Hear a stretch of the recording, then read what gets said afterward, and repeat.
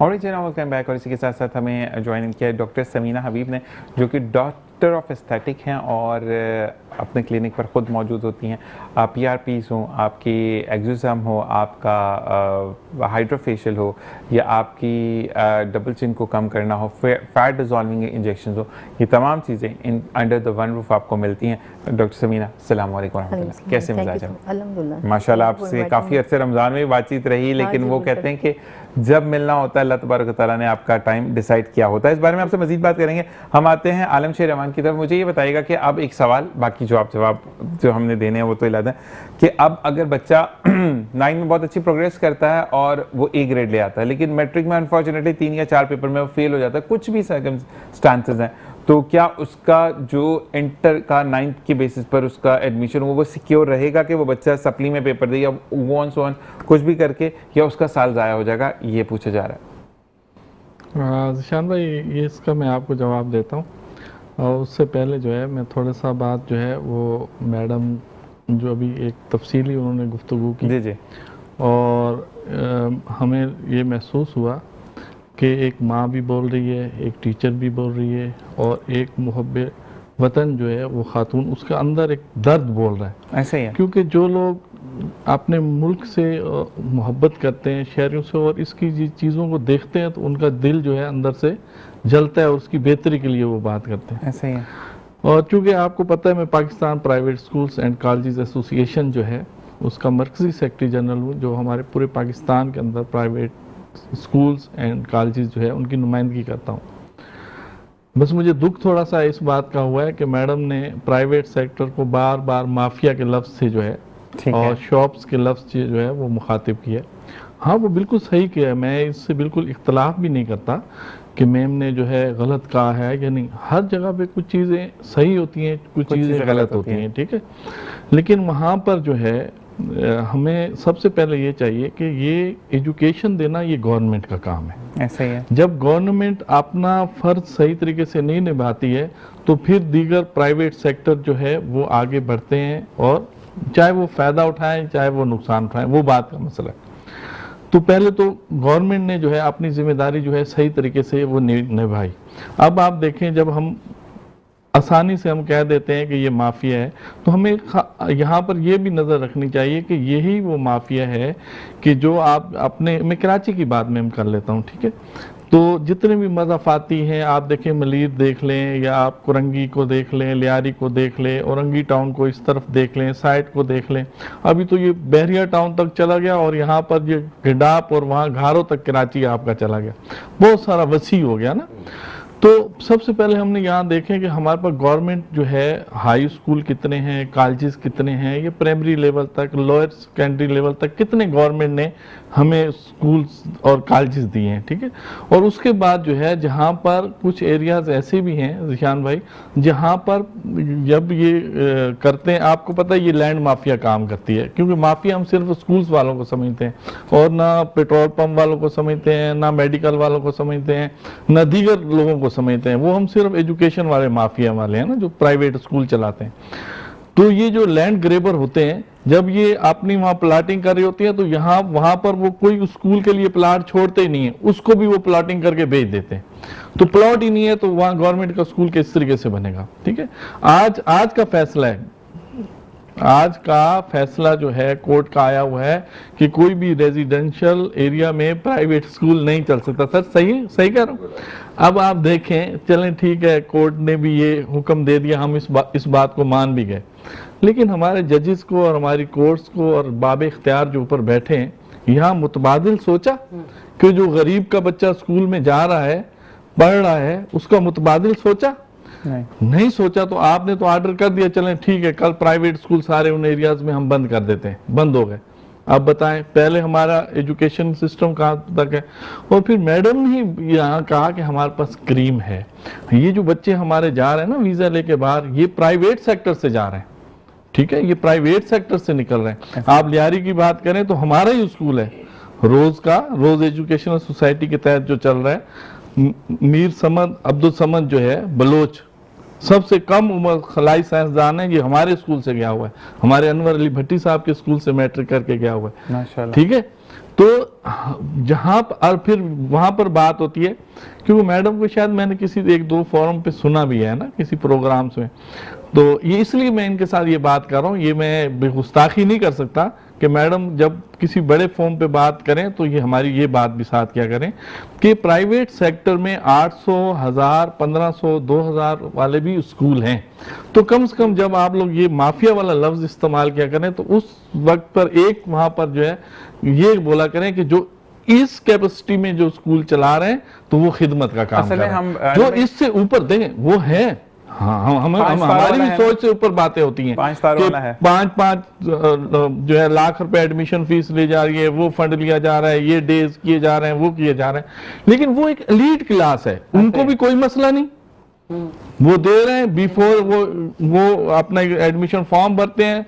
आपने सर हमने तो इस जगह पर यहाँ पर देखा है कि एजुकेशन मिनिस्टर को ऐसे एलीट स्कूल में एक अपने बच्चे को एडमिशन करने के लिए एक हाई अथॉरिटी जो है ऑफिशियल को भेजना पड़ा कि मेरी बच्ची का वहां सुबह इंटरव्यू है, आप जाके वहां बैठे। तो हम किस चीज की बात कर रहे हैं? तो वो एक जो है बेलगाम हाथी है मैडम, ठीक है। तो हम सब लोग जो पढ़े लिखे हैं, जहां हम ये बात किया करें तो उस पर हम ये भी बात किया करें कि जहां पर कम कैपेसिटी में कम फीसिस पे जो है वो इदारे जो है वो तालीम दे रहे हैं। अच्छा, मैं आपको एक मजे की बात बताऊं, हमने एजुकेशन मिनिस्टर सैयद सरदार अली शाह साहब के साथ जब हमारी मीटिंग हुई तो हमने जब उन्हें ये बताया कि सर यहाँ 1000 से 5000 तक भी फीस लेने वाले स्कूल हैं। अब सूबे का एजुकेशन मिनिस्टर को इतना भी नहीं पता था कि वाकई भी इतने ऐसे स्कूल हैं या नहीं। वो हमसे सवाल कर रहे हैं वाकई ऐसे स्कूल हैं, ये 1000 रुपये फीस लेने वाले भी स्कूल है, तो आप क्या बात करें। अब बात यह है कि अगर मैं सारी सच्चाइयां यहाँ बताना शुरू कर दूंगा ना तो जिशान भाई का नेक्स्ट टाइम मुझे फोन भी नहीं आएगा कि आप प्रोग्राम में आ जाएं, इन्हें ऊपर से फोन आ जाएगा इस बंदे को नेक्स्ट टाइम यहाँ नहीं बिठाना। तो सारी चीजें हम हल की तरफ जाएं, हम मसाइल को, मैडम ने जिस तरीके से बहुत अच्छी बात की, अगर हमारे गवर्नमेंट के लॉ में और हम तमाम लोग जब पढ़े ना तो स्कूल के अंदर ये था कि वो टीचर हमें ऐसे कान पकड़वाते थे, अगर कान हाथ में आ जाता था तो 5 साल उम्र सर पूरी है, आपका एडमिशन फॉर्म भरा जाता था, नहीं भरा जाता था, ठीक है। तो ये हमने ये सारी चीजें खुद पैदा कर ली। अब फिर हम जब तक अपनी कौम को माशी तौर पर मुस्तहकम नहीं करेंगे तो हम इन किसी भी क्राइसिस से बाहर नहीं निकल सकते। अब मैम ने जिस तरीके से ये कह दिया कि भाई ये मोंटेसरी नर्सरी KG1 KG2 ये क्लासेस हैं, हम समझते हैं मैडम, बिल्कुल आपने सही कहा, आपकी स्टडी है इसमें सारी चीज़ें, लेकिन इसमें एक और चीज़ बताएं जिससे हम गुजर रहे हैं। ये जो इस तरह के स्कूल्स होते हैं, उनकी वालदा भी जाती है फैक्ट्रीज में काम करने, उनके तमाम घर वाले जाते हैं, तो वो ऐसे स्कूल को एजुकेशन, हम भी ये कहते हैं, हम खुद ये जब बात कर रहे होते हैं हम कहते हैं कि ये वालिदैन सिर्फ हमारे पास छोड़ के जाते हैं कि ये बच्चे संभाल लें, ठीक है, इतनी देर ये संभाल लें। वो हमें भी समझ में आ रही होती है कि बच्चे को पकड़ के वॉशरूम में भी ले जाना है, सारी चीजें करनी है, एक एज होती है, एक लिमिट होती है एक बच्चे को।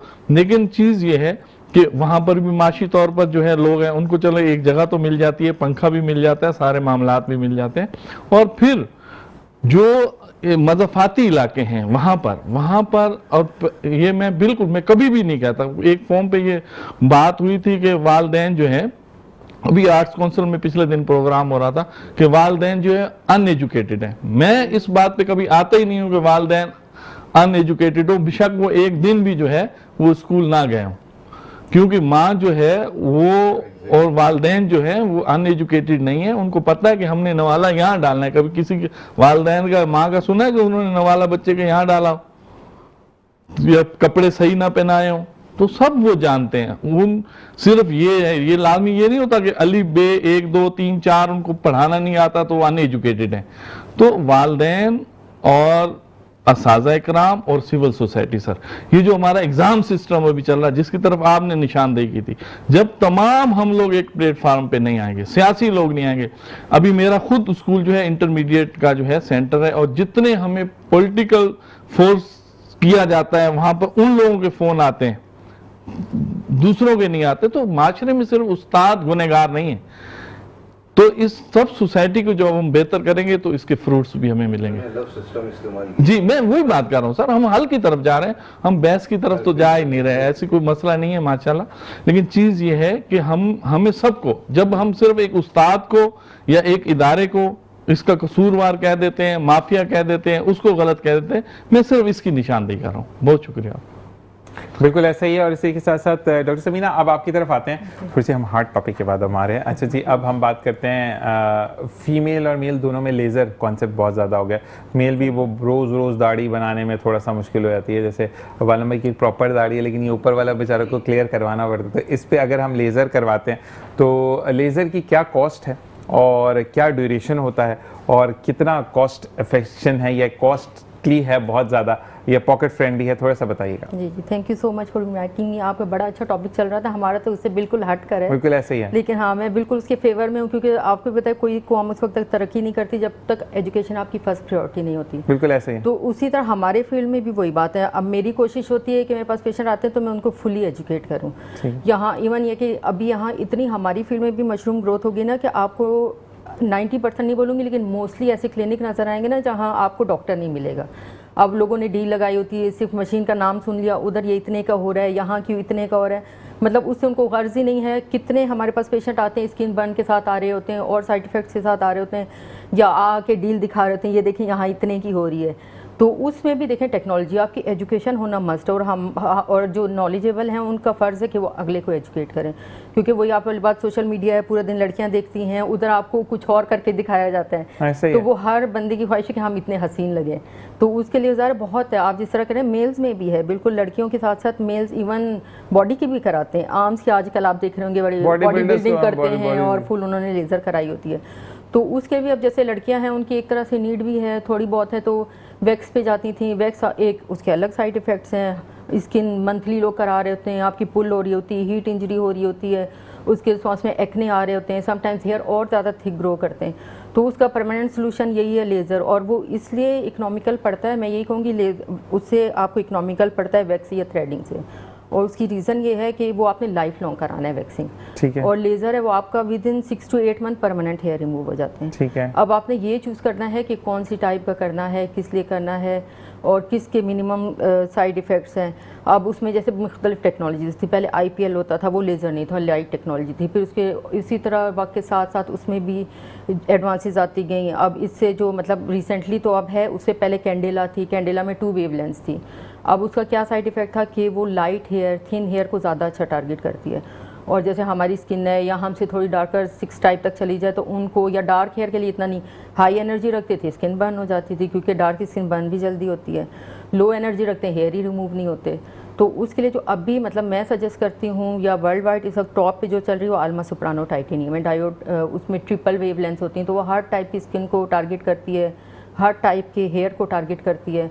और उसके भी अपने एक प्रोटोकॉल हैं। जैसे बहुत से क्लिनिक पे मैंने देखा है वो उनको गाइड ही नहीं कर रहे होते, वहीं आके शेव कर लो, वहीं लेज़र करा लो, हर 10 दिन बाद आके सेशन ले लो, वो तो कमा रहे हैं, लेकिन उसका प्रॉपर एक प्रोटोकॉल होता है। जैसे आपने 1-2 दिन पहले शेव की, नेक्स्ट डे जाके प्रोसीजर कराया, और कम से कम भी मंथ का गैप देना होता है। ये नहीं कि बस हम पैसे बनाने के चक्कर में बोले हर 10 दिन बाद ज़रा से हेयर ग्रो कर गया आ जाओ, तो उसे हेयर, क्योंकि बहुत मैंने सीखे 20 सेशन लेके हेयर नहीं गए होते।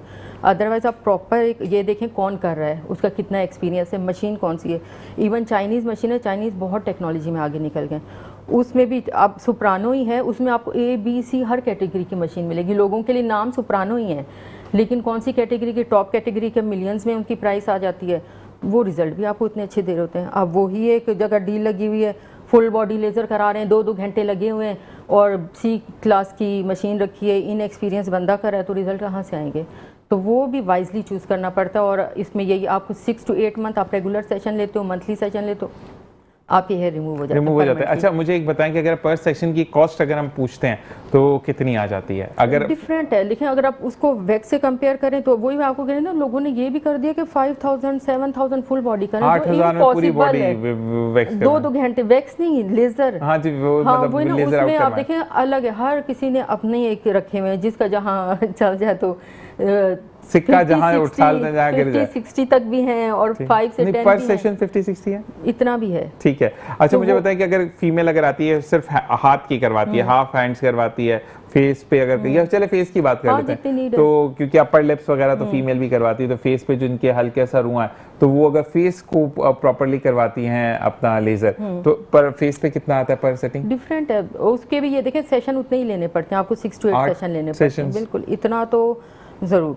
वो आपका लगता ही लगता है। कुछ बॉडी एरियाज ऐसे हैं जिसमें 8 से ऊपर भी चले जाते हैं। ठीक है। और प्राइसिंग की बात करते हैं तो वो ज़रा फिक्स वेरी करता है, क्योंकि ये एक चेक एंड बैलेंस हो ना गवर्नमेंट की तरफ से होना चाहिए। अब जैसे लोग इतने आते हैं, स्किन खूबसूरत होने जाते हैं और स्किन डैमेज करके आ जाते हैं, ऐसे ही है। एक चेक एंड बैलेंस होना चाहिए। एटलीस्ट एक डॉक्टर हर एक जगह पे होना चाहिए। डॉक्टर लेड क्लिनिक होंगे तो ये चीज़ें कम हो जाएंगी। असल में आजकल तो आम नाई की दुकान में भी वो देखिए वो वाइटनिंग ड्रिप्स लगा रहे हैं, काम खराब हो रहा है। हाँ, जी, जी। यहाँ आप देखिए एक बात मैं sorry to cut you doctor साहबा, आपकी डिफरेंट हमारी से बिल्कुल डिफरेंट different है ना, लेकिन एक बात इन्होंने कही जिस पर मैंने इंटरवेंशन किया। इन्होंने कहा कि Chinese technology is very fast and growing at a very advance pace. हमारे यहाँ चाइना से डॉक्टर्स पढ़ के आते हैं, पीएमडीसी उनको यहाँ इक्विवेलेंस देने में नाकों के चने चबा देता है। दोबारा से टेस्ट होता और वो जो प्राइवेट मेडिकल कॉलेजेस खुले हुए हैं जो पर सेमेस्टर 10-10, 12-12 लाख रुपए फीसें दे रहे हैं, जिनके ओनर्स कौन हैं? जो पीएमडीसी में खुद बैठे हुए हैं। ठीक है। उनको कोई पुरसाने हाल नहीं। क्या हम ये प्राइवेट हमारे मेडिकल कॉलेजेस, जिनके मैं नाम अगर गिरवाना है, जो गली में भी, कूचे में भी, इधर भी उधर भी खुले हुए हैं ना, क्या उनकी तालीम का मयार चाइना की मेडिकल की तालीम से ज्यादा है?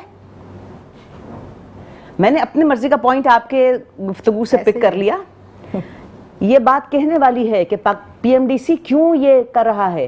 क्या हम आप रखें अपने क्रेडेंशियल्स और चाइनीज मेडिकल कॉलेज के क्रेडेंशियल्स में रखें, और दुनिया में उनकी जो इंटरवेंशन है और जो कोविड में उन्होंने वैक्सीन्स बनाए और जो दूसरा उन्होंने कंट्रोल किया, आप वेयर आर यू? आप तो 10 के स्केल पे 1 और 2 पर भी नहीं है। ठीक है।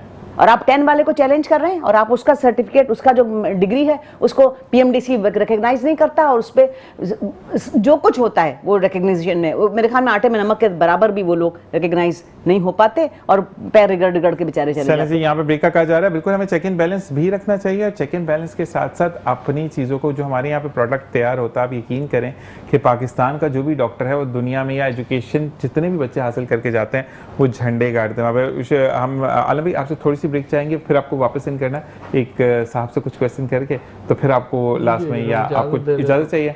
अच्छा जी, यहाँ पे आप इजाज़त चाह रहे हैं तो मैं आपको सी ऑफ करता हूँ। हम मिलते हैं ब्रेक के बाद, देखते रहिए मुस्कुराते से बाबत सी शान है। Welcome back. और इसी के साथ साथ आलम भाई आपकी तरफ दोबारा आते हैं। मुझे ये बताएं कि आपको रुखसत कर रहे थे लेकिन फिर हमने कहा कि बैठ जाएं। अब जैसे कि हम ऑफ द ईयर बात कर रहे थे कि अगर रिकॉर्ड की अगर हम बात करें और तालीम का, हम ये नहीं बात करते कि कौन गलत कौन सही क्या, लेकिन अगर हम डाउनफॉल देखते हैं, मैम आपसे भी ये सवाल है, डाउनफॉल अगर हम देखते हैं तो पाकिस्तान का डॉक्टर, पाकिस्तान का इंजीनियर दुनिया में माना जाता है। और इस चीज़ की मैं गवाही दूंगा, ये मैडम भी और आप भी मानेंगे कि हम प्रोफेसर्स के पीछे भागते थे कि सर टॉपिक बता दें, हमने क्या करना है क्या नहीं करना है।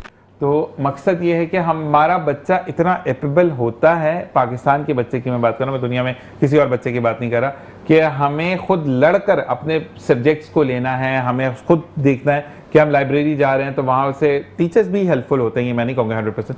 तो मकसद ये कि मुझे ये बताएं कि हम डाउनफॉल रहते तो हम क्या देखेंगे?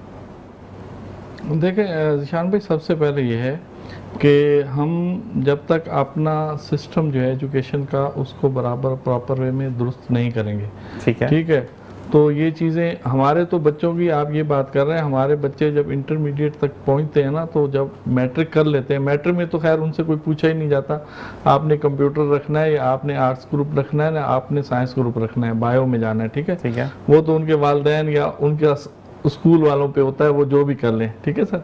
और फिर इंटरमीडिएट तक भी ये आता है हमारे पास, जब इंटरमीडिएट में बच्चे आते हैं ना एडमिशन लेने के लिए, तो वो कहते हैं जी हमें प्री इंजीनियरिंग में करना है, तो हम अगर सवाल कर लें कि आप क्यों प्री इंजीनियरिंग में करना चाहते हैं, उनको मैम नहीं पता होता, ठीक है, मेरे दोस्त कर रहे हैं, मेरे कजन कर रहे हैं, मुझे फलां ने कह दिया तो मैं कर रहा हूँ। तो हमें सबसे पहले बच्चों को इस शऊर पे लाना चाहिए, ठीक है, कि बच्चा हमारा जवाब नहीं, बच्चा हमारे के अंदर ये जब क्वालिटी आ जाएगी ना कि वो हमसे सवाल पूछे, सवाल करे, क्वेश्चन हमसे करे, ठीक है, तो फिर समझे कि हम थोड़ा सा बेहतरी की तरफ जा रहे हैं। अब तो हम सिर्फ बच्चों को रिटा रहे हैं, बच्चों को एक सिलेक्टेड चीज में ला रहे हैं और उनको रिटा रहे हैं, बस उसी की एक जो है ना ये फॉर्मेलिटी जो है मार्कशीट्स वाली, ये अब फॉर्मेलिटी रह गई है, ये जो है बाहर इसको मैम ऐसे ही इत्तेफाक करेंगी, इन चीजों को अब माना भी नहीं जा रहा, ठीक है। और फिर जो हमारा सिस्टम पे हम इनको लेके जाते हैं, यानी वही चीजें जो हमारे आबाओ अजदाद ने पढ़ी, हम और आपने पढ़ी, फिर हमारे अब वो पढ़ रहे हैं, अब हमारे पोते भी वही पढ़ेंगे, नवासे भी वही पढ़ेंगे ना, वही चीज़ें पढ़ेंगे। तो हमें सबसे पहले इस कौम को बाशऊर बनाना चाहिए, इसमें शऊर पैदा करना चाहिए, इसको खुद अच्छे और बुरे की जो है वो तमीज़ देनी चाहिए कि ये आपके लिए अच्छा है, वो बुरा है। अच्छा, ये ऐसा होगा क्यों, ऐसा हम करना क्यों नहीं चाहते, हम इस कौम को शऊर दिलाना क्यों नहीं चाहते? अगर इस कौम को हमने शऊर दिला दिया ज़ीशान भाई, तो ये फिर अपनी मर्जी से वोट देगी। ठीक है, ये अपनी मर्जी से अपने जो है जो इनकी लीडरशिप है उसको मुंतखब करेगी, तो फिर ये तमाम जो चीजें हैं ना ये कल्टी हो जाएंगी। अब वही चीज है कि हम अपनी एजुकेशन या आप हेल्थ को देख लें, ठीक है, हेल्थ के जो हमारे सिस्टम चल रहा है या एजुकेशन का हमारा सिस्टम चल रहा है, हम दीगर चीज़ों पे सब कुछ कर देंगे, सारी चीज़ें, जैसे अभी आपने मैच का हवाला दिया, यानी ऐसे ऐसे इवेंट जो हम ना करें हम जिंदा रह सकते हैं, ऐसे ही है। उसके बगैर हमारी जिंदगी जो है वो गुजर सकती है, ठीक है, लेकिन वो एक दो उन दिनों को या उन चीज़ों को सेलिब्रेट करने के लिए चीज़ें ज़रूरी हैं,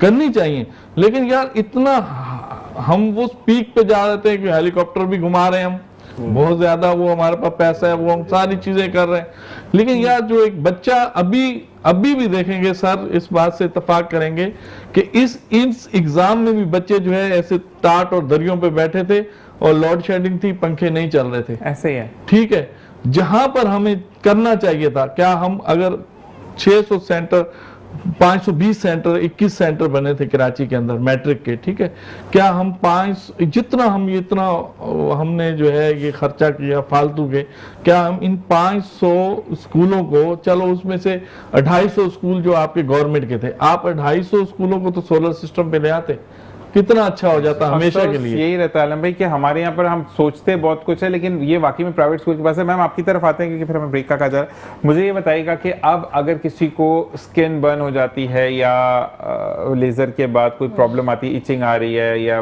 टोन चेंज हो गया, तो उसको रिकॉल करने के लिए हम क्या करेंगे? देखिए वो फिर एक और लंबा चौड़ा प्रोसीजर है। अगर तो हाइपर पिगमेंटेशन हम कहते हैं ना, जो हमारी स्किन में बहुत कॉमन है, क्योंकि हमारे टायरोसिनेज जो प्रोड्यूसिंग एंजाइम है, मेलानिन उसे कहते हैं ना, मेलानिन हमारे बहुत बड़े साइज होते हैं, एकदम से पिगमेंट रिलीज करना शुरू करते हैं, थोड़ी सी भी इंजरी होती है ब्राउन मार्क्स आ जाते हैं, तो वो टाइम के साथ साथ ठीक हो जाते हैं। उसके लिए ऑब्वियसली फिर आपको अलग से ट्रीटमेंट लेनी पड़ती हैं, लेकिन अगर खुदा ना खास्ता स्कारिंग आ गई है या आपकी हाइपो की तरफ चली गई, जैसे इनिशियली डार्क होगा फिर वो बिल्कुल लाइट वाइट कलर में चला गया, तो उसकी ट्रीटमेंट फिर नहीं हो सकती। ब्राउन की तो है पॉसिबल, स्कार्स आ गए तो वो ऑब्वियसली प्लास्टिक सर्जरी की तरफ जाओ या उसकी तरफ, तो उस लेवल तक जाना ही नहीं चाहिए। इसीलिए एजुकेट करना मस्ट है कि लोग ज़्यादा पैसा भी लगा रहे हैं, लोगों को नहीं पता, वो सिर्फ देख रहे हैं, मशीन का नाम देख रहे हैं। उसके लिए सबसे इजी वे ये है, जैसे हमें बाउंड किया जाता है कि आपने अपनी डिग्री डिस्प्ले करनी है, जिस क्लिनिक में डिग्री डिस्प्ले है, क्योंकि मैंने बहुत से ऐसे देखे हैं जो डॉक्टर नहीं हैं और उन्होंने अपने नाम के साथ डॉक्टर लगाया और किसी को कोई गर्ज नहीं, ना कोई पूछ रहा है कि वाकई आप डॉक्टर हो भी या नहीं।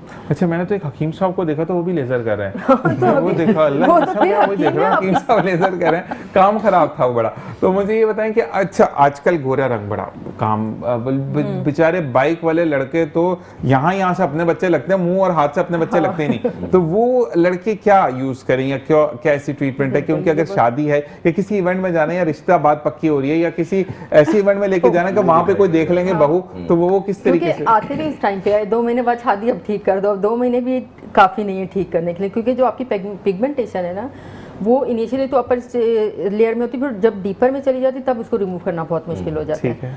तो वो बहुत सब्र आजमा काम है, महीनों का काम है, 6 से 8 महीने में कहीं जाके रिजल्ट विजिबल होते हैं। और उसके लिए देखिए सबसे पहले प्रिवेंशन मस्ट है। एक एजुकेशन जो मतलब इवन बच्चों से स्कूल से ही ना आप एक आदत डालें कि सन ब्लॉक मस्ट है, सन ब्लॉक लगाएंगे आपकी 90% प्रोटेक्शन तो वहाँ हो जाती है। वैसे धूप तो हमारी इतनी अच्छी है कराची की, अंदर सन ब्लॉक के अंदर घुस जाती है हमारी। हाँ, लेकिन वो आपने अपनी राइट टाइप ऑफ अगर आप लगाते हो ना सन ब्लॉक, तो फिर ऐसा इशू नहीं बनता। अच्छा। अब जैसे कोई एक्ने प्रोन स्किन है उनके लिए अलग टाइप के सन ब्लॉक हैं, एक सन ब्लॉक कहलाते हैं, एक सन स्क्रीन कहलाते हैं। सन ब्लॉक ज़्यादा इफेक्टिव होते हैं, उसमें जिंक होता है, टाइटेनियम डाइऑक्साइड और आयरन। वो क्या करता है आपकी स्किन के ऊपर लेयर बनाते हैं, लाइट एंटर ही नहीं होती। और सन स्क्रीन होते हैं वो केमिकल्स होते हैं, वो आपकी स्किन में एंटर तो हो जाती लाइट, अंदर जाके वो उसको न्यूट्रलाइज करता है। और स्ट्रेंथ अगर आप SPF 30 से नीचे वाला यूज़ करते हो तो वो ज़्यादा इतना इफेक्टिव नहीं होता। और टाइम भी यही, अब जितनी हमारी धूप है 2 to 3 आवर्स मैक्सिमम उसका इफेक्ट रहता ठीक है, है। तो आपको रिपीट करना चाहिए। आप एक सन ब्लॉक रखें, एक विटामिन सी क्या एंटीऑक्सीडेंट है, क्योंकि ऑक्सीडेटिव डैमेज हो रहा होता है तो वो स्किन को रिपेयर भी करता है, मेलानिन को सेटल डाउन रखता है, तो आपकी बहुत ज़्यादा पिगमेंट रिलीज नहीं होती। अच्छा, अब मैंने अगर 2 घंटे गुजर गए तो मुझे मुंह धोकर दोबारा से नहीं, अप्लाई reapply करना है या कर सकते गंदी हैं। स्किन पे कर? कराची में तो ऊपर ही कर मिट्टी सकते इतनी है माशाल्लाह, मैं कहता हूँ कि हाँ, अगर तो- आप 3-4 दफा रोड का ऊपर ये अपना वो तो जो obviously- यूनिवर्सिटी रोड का लगा है, बंदे को उल्टा कर एक मिट्टी निकल आती है कमरे की, जितना आप चूना प्लास्टर कर सकते हैं। बन गया है कराची का। तो वो वाली चीज़ उन्होंने कहा कि आप हमारा कराची यूनिवर्सिटी वाला रोड खुला, हम अपना हॉर्मस खुलवा देंगे। तो ये पाकिस्तानियों की बड़ी बात है, आइकॉनिक इंसिडेंस कहना चाहिए कराची का, Exactly, इतना फेमस हो गया, इतना फेमस हो गया। तो मुझे ये बताएं कि अब अगर स्किन का है तो कितने अरसे का ट्रीटमेंट है जो कि आप गोरे चिट्टे हो जाते हैं? वो देखें, अब जैसे बहुत ज़्यादा इनने के ड्रिप्स लगवा लो, ये करवा लो, तो वो भी ये चीज़ माइंड में रखनी चाहिए, जो आपकी टैनिंग हुई हुई है ना, या आपका इन्वायरमेंट से और पोल्यूशन से, उन चीज़ों से, सनलाइट से स्किन डैमेज हुई है, कलर चेंज हो, वो वापस आता है। जो आपका बर्थ कलर है वो वापस आएगा। ये नहीं कि वो लोग आते हैं कितने टोन हम गोरे हो जाएंगे, हम हमें गारंटी दो इतने सेशंस में इतने गोरे, वो सारे एंटीऑक्सीडेंट्स हैं उसके अंदर। विटामिन सी ऐड होता है, मल्टी विटामिन्स होते हैं, स्टेम सेल्स होते हैं, और टाइसिन, अल्फा आर्बिटिन और ट्रानिजमिक एसिड, इस तरह के उसमें सारे हैं अच्छे इंग्रेडिएंट्स। तो वो क्या करते हैं कि ऐसा ऐसा आपकी टैनिंग या आपकी जो इन्वायरमेंटल हम डैमेज से एक change टोन हुआ है। ऊपर जा सकते हैं ना अपने बेस कलर से? हाँ, बहुत लॉन्ग ड्यूरेशन लगाते रहें, लेकिन उसके लिए भी देखिए अपनी एक रिक्वायरमेंट से आपको LFTs कराने पड़ते हैं, किडनी जो बेसिक टेस्ट आप कह रहे Creatinine हैं होता कि हाँ बिल्कुल, जो किडनी के फंक्शन टेस्ट हैं और लिवर फंक्शन टेस्ट LFT है। हाँ, और यूरिया क्रिएटिनिन इलेक्ट्रोलाइट्स, या बेसिक टेस्ट कराते हैं, वो आपके नॉर्मल है तो स्टार्ट करा सकते हैं। और आप जैसे 1 मंथ के लिए पहले वीकली सेशन लेते हैं, फिर उसके बाद 2 सेशंस पे आ जाते हैं, और नेक्स्ट 4 मंथ्स के लिए 1 सेशन लेते हैं। ठीक है। तो 6 मंथ का एक कोर्स करते हैं तो आपका वो नेचुरल कलर वापस आ जाता है। कुछ लोग हैं फिर लगवाते ही रहते हैं, उससे 1-2 टोन लाइट हो सकती है। तो मुझे लेकिन ये mostly बताएं वही कि colour अगर वापस मैंने आता है। फर्ज करें 1 महीने का कोर्स कर लिया तो उसके बाद मुझे क्या धूप से बचना है? बिल्कुल ही वो तो बचना अब मैं ही, काम हाँ। करने वाला आदमी हूँ, मैं सुबह शो के लिए आऊंगा तो बाइक पे आऊंगा, तो या मैं दुपट्टा लेकर आऊँ आगे मुंह पे पूरा? दुपट्टा नहीं लेंगे, लेकिन कैप आपने देखी जैसे उड़ फॉरेन जाती है कंट्रीज में ऊपर सब हवा पहनते में, वो हैं, काम कर हैट रहा है। और कैप्स और वो चीज़ें, सन ग्लासेस आप लगाएंगे, ये चीज़ें सन ब्लॉक के साथ साथ वो भी मस्ट है। वो भी मस्त वो है। भी आपको हम साथ ही प्रेस्क्राइब, मतलब कहीं भी आप देखेंगे सन डैमेज से बचने के लिए आपको कैप, हैट और सन ब्लॉक की मस्ट है, और उसके साथ विटामिन सी करते हैं तो एक एडिशनल प्रोटेक्शन आ जाती है। तो बाकी ये वाली चीज़ें कि अब हम एक रिक्वेस्ट करेंगे क्योंकि हम टूवर्ड्स टू एंड प्रोग्राम के, मैम आपको हम दोबारा मैं जी एक बात यहाँ लास्ट में कहती चलूँ कि हम जैसे टेक्नोलॉजी की बात की, फरखान ने की और आलम साहब ने की, टेक्नोलॉजी को बैकअप सपोर्ट चाहिए होती है ना। आपने ट्रेंड कर दिया, अब ट्रेंड करके भी कहाँ जाएगा? आपके पास वेन्यूज़ तो आपने से खोले नहीं। तो यहाँ here comes the intervention of the micro finance banking. हमारे यहाँ पाकिस्तान में बैंकिंग सेक्टर जो है वो जिस लेवल का प्रॉफिट बना रहा है, दुनिया में बैंकिंग सेक्टर इतने बड़े लेवल का प्रॉफिट कहीं नहीं बनाता। वो एक होली काव है, लेकिन साथ में गवर्नमेंट को रिलैक्सेशंस दे के माइक्रो फाइनेंस के सिस्टम को बढ़ने का मौका देना चाहिए। वो माइक्रो फाइनेंस का सिस्टम जो नए टेक्नोलॉजिस्ट निकल रहे हैं क्रिएटिव माइंड के साथ और टेक्निकल स्किल्स के साथ, उनको उनकी बेसिक नीड को कैटर करे कि उनके पास एक अच्छा कंप्यूटर सिस्टम्स हो, लैपटॉप्स हो, नेटवर्किंग्स हो। तो इसके लिए अगर फाइनेंस करता है तो ये सिक्योर फाइनेंस है, दैट विल कम बैक। तो माइक्रो फाइनेंस का बहुत टेक्नोलॉजी के जो न्यू एंट्रेंट्स हैं और जो स्किल्स डेवलपमेंट हो रही है उसके साथ इसको जोड़ना पड़ेगा कि उनको ये सपोर्ट प्रोवाइड की जाए। उसकी जिंदा मिसाल देख लेना, बांग्लादेश में जी हाँ। माइक्रो फाइनेंस एक बहुत बड़ा जरिया है जिसकी वजह से वो इतना ऊपर आया। अब माइक्रो फाइनेंस का मतलब आप अगर स्टेट बैंक के पॉलिसी के अंदर जाएं तो माइक्रो फाइनेंस की जो उन्होंने बार्स रखी हैं, दर सो हाई, कोई भी एंटर नहीं होगा, क्योंकि कमर्शियल बैंकिंग जो है ना वो ज़्यादा उसके मुकाबले में फीजिबल है और ज़्यादा प्रॉफिटेबल है। लेकिन माइक्रो फाइनेंस के लिए गवर्नमेंट को नए रूल्स एंड रेगुलेशंस लाने पड़ेंगे और इस सेक्टर को बहुत स्ट्रेंथन करना पड़ेगा to support this, to stop this brain drain. Awareness भी देनी होगी जी उसके हाँ। लिए। आपको याद है बचपन में हमारे स्कूल में स्कूल बैंकिंग स्कूल वाले आते बैंकिंग। थे, वो बचत सिखाते थे बच्चों को, ऐसी चीजें मेरा देते थे, छोटा वो अकाउंट कार्ड, है, मैंने जी, वो जी, किया वो किया, मैं इसमें सेव करूं, अच्छा अब 10 रुपए भी सेव कर। अब तो मसला उससे ये है, क्या अवेयरनेस ऑफ सेविंग आ जाती थी। बिल्कुल ऐसे ही है वो वाली चीज़ें। हमें बहुत सारी चीज़ों पर काम करना है, लेकिन ये आपसे भी रिक्वेस्ट है और फुरकान भाई आपसे भी रिक्वेस्ट है कि आप लोगों ने ऐसे आना है ताकि हम कुछ नहीं तो दरवाजा तो खटखटाएं एक कि मैसेज गलत मैं हो। देना जी चाहूँगा। बिल्कुल। हमें अपनी हर ऑर्गेनाइजेशन में, चाहे वो NGOs हो या गवर्नमेंट लेवल पर हो या सेमी गवर्नमेंट हो या प्राइवेट हो, नए ब्लड को जब तक इंसर्ट और इंजेक्ट नहीं करेंगे हम बहुत पीछे रह जाएंगे, क्योंकि एक पुराने दिमाग हैं लोगों के। एक मिसाल में दे देता हूँ, एक बहुत बड़ी वर्ल्ड की NGO है लायंस क्लब इंटरनेशनल, वो हर साल मेंबरशिप पूरी करने के लिए रो रहे होते हैं। At the end of year बहुत काम हो रहे होते हैं, लेकिन वो चंद खबीस किस्म के और बूढ़े अजीब लोग हैं जो एक गंदी सियासत अपनी बर्पा की है, रखा हुआ है उन्होंने। वो न्यू ब्लड को, नई जनरेशन को आगे नहीं आने देते, वरना बहुत काम करना चाहते हैं लोग। बड़े प्रोजेक्ट्स हैं, स्कूल्स भी हैं, मेडिकल सेंटर्स भी हैं, आई पे बहुत काम होता है। तो उसमें बातें बहुत होती हैं शुरू में, हम न्यू ब्लड लाएंगे, वो लाएंगे, लेकिन वो इतनी गंदी सियासत है इंटरनल कि वो आखिर में जो है बच्चे मुतनफ़िर हो गए, जो आते भी हैं वो बैकआउट हो जाते हैं कि यहाँ तो बहुत गंदी सियासत है। वो चंद पुराने कदीम हाथों में चल रही होती है।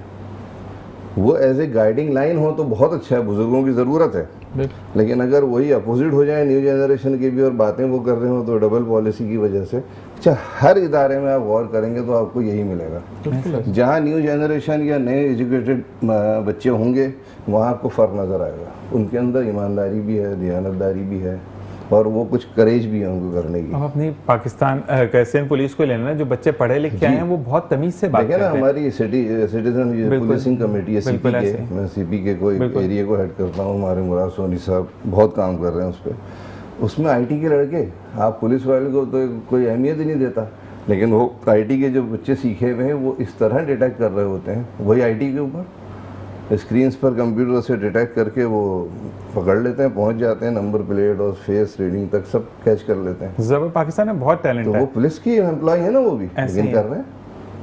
और पुलिस मुराद डिपार्टमेंट सोनी में भाई भी को आपने बहुत मेरा अच्छे लोग सलाम हैं। देना है कि वो हम मुलाकात तो नहीं हो सकी, लेकिन उनको सलाम जरूर दीजिएगा, जरूर क्योंकि इंशाल्लाह। मुझे ने बड़ा अच्छा कहा था। मैंने कहा मुराद सोनी भाई एक इलाका है जहाँ पर वो 2-3 कैमराज अगर है, कहते पूरा इलाका दो तो बात करूंगा वरना बात नहीं करता। हाँ, वो तो पूरा। ही इज द वन जो कि स्पेंड करना जानते हैं। जी आलम भाई आप क्या कहेंगे जाते जाते? सर बस मैं भी सर की बात से इत्तेफाक करता हूँ कि हमें जो है अब थोड़ा सा इस आज मौजू बहुत अच्छा रहा, एजुकेशन पे रहा। हालांकि हमने एक और दो थे, हमें हेल्दी उस पे- डिबेट पर बात हुई उस हमारी पे, कि हेल्दी डिबेट बहुत अच्छी रही। बस एज ए सिटीज़न और हम यही चाहते हैं कि हम तमाम लोग जितने भी हैं, हमारा मुल्क जो है इसमें अल्लाह रब्बुल इज़्ज़त ने तमाम ख़जानों से इसको भर के रखा है, इसमें कोई कमी नहीं है। ऐसे ही है। इसमें सिर्फ कमी है तो क़यादत, और क़यादत भी सुम्मा अल्हम्दुलिल्लाह काफ़ी हद तक बेहतर है, अच्छी है। लेकिन सर वाली बात है कि जो नौजवान तबका है ना, उससे आगे लाना चाहिए, उससे काम लेना चाहिए। अब यहाँ इंसाफ नहीं है। इंसाफ इस तरीके से कि हमारा पढ़ा लिखा तबका जो है ना, वो बाहर जो है फूड डिलीवरी कर रहा है, ठीक है, राइडर बना हुआ है, ठीक है, और ऐसा तबका जो है ना वो ऑफिस में जो है सिफारिश और करप्शन की लेन देन पर जो है ना बैठा हुआ है, तो वो मुल्क को किस तरीके से चलाएगा। तो हमें एक ज़ाब्ता जो है इंसाफ का तय करना चाहिए, और इंसाफ जब मिलेगा, हर एक को उसका हक मिलेगा, तो मुल्क जो है वो खुद तरक्की करेगा। जबरदस्त। जी मैम क्या कहना चाहेंगे आप? थैंक यू आप लोगों के टॉपिक पे, क्योंकि एजुकेशन सबसे मस्ट है। इवन जब मैं रोडों पे छोटे बच्चों को देखती हूँ, लोग उनको दे रहे होते हैं पैसे, उनके पेरेंट्स ने उनको खड़ा किया है, किसी को गोल्डन बना के, किसी को सिल्वर बना के, तो मैं उनको आप पैसे दे के हेल्प नहीं कर रहे। उनको पैसे बिल्कुल नहीं देंगे तो उनके पेरेंट्स को और गवर्नमेंट को चाहिए कि एक दो मैंने बोर्ड देखे भी थे, उन्होंने ड्राइव लगाई थी सूबे को पढ़ा लिखा बनाओ, तो उनको गवर्नमेंट को चाहिए, गवर्नमेंट स्कूल्स हैं उनको वहाँ उसका स्टैंडर्ड बेहतर करें, उन बच्चों को स्कूल में डलवाएं, बजाय कि आप रोडों पे खड़े होकर पैसे दे रहे, उनके पेरेंट्स भी खुश, वो भी खुश के पैसा मिल रहा है, और वो पढ़ाई की उनको इम्पोर्टेंस ही नहीं पता। सब पढ़ेंगे तो हमारा मुल्क आगे कहीं बढ़ेगा। ऐसे पढ़ेगा पाकिस्तान तो बढ़ेगा पाकिस्तान, जो एक स्लोगन है। बहुत बहुत शुक्रिया आप चारों का कि आपने ज्वाइन इन किया। मैम आपकी तरफ भी एक चक्कर लगाना है, और आलम भाई आपका बहुत बहुत शुक्रिया कि रामिज़ ने आपके स्कूल से ही पेपर्स दिए आपके बैनर तले, तो बहुत बहुत शुक्रिया। इसी के साथ आपका बहुत बहुत शुक्रिया कि आप चीज़ों में टर्म टू टर्म साथ खड़े रहते हैं, और मैं आपको हर एवरीडे शायद मैं तंग कर रहा होता हूँ कि ये करना है, वो करना है, ऐसा करना है। नहीं, तो मोहब्बत डॉक्टर साहब, है आपकी। आपकी बहुत बहुत शुक्रिया कि आप चिढ़ते नहीं। इसी के साथ मैम आपका बहुत बहुत शुक्रिया कि हमने आज बात की और हमने उन पहलुओं पर बात की जो हमें बहुत ज़्यादा कि हमें जिन पर बात करने की ज़रूरत थी। बहुत बहुत शुक्रिया और आपको दोबारा हम मदद करेंगे। आप सबका बहुत बहुत शुक्रिया देखने वालों का। और सिर्फ आज की बातों से सिर्फ ये बात सामने आई कि हमें अपने एजुकेशन सेक्टर को मजबूत करना है, उन काली भेड़ों को आइडेंटिफाई करना है जो कि हमें, हमारे नौजवान को, हमारे पाकिस्तान को पीछे धकेल रहे हैं। पाकिस्तान वो मुल्क जिसने राफेल तैयारों को गिराया और सबसे बड़ा मार्का हक को 1 साल मुकम्मल हुआ और उसमें सबसे बड़ी बात कि हमने जनरल साहब को या हाफिज साहब की हम बात करते हैं तो वो तो सर फहरिस्त है, लेकिन राफेल तैयारा गिराने वाली हमारी आयशा बीबी जिनका नाम सुनहरी हरूफों में लिखा गया, वो पाकिस्तान की बेटी हैं, हमारी बहन है। तो इसी तरीके से पाकिस्तानियों को कभी कम ना समझे क्योंकि हम वो बॉम्ब हैं जो जब फटता है तो फिर आपको सोचने का मौका भी नहीं देता। इसी के साथ आज की नशिस्त में कोई बात बुरी लगी हो तो तहे दिल से माजरत ख्वाह हैं और इसी के साथ साथ मैं फिर से डॉक्टर फुरकान लाइन का शुक्रिया अदा करूँगा कि मैं शो कर रहा हूँ तो उनकी वजह से। और इसी के साथ पाकिस्तान जिंदाबाद, पाक आर्मी पाइंदाबाद। इंटायर टीम में मेट्रो न्यूज़ को अपनी दुआ में याद रखें क्योंकि हमें दुआओं की बहुत ज़रूरत है।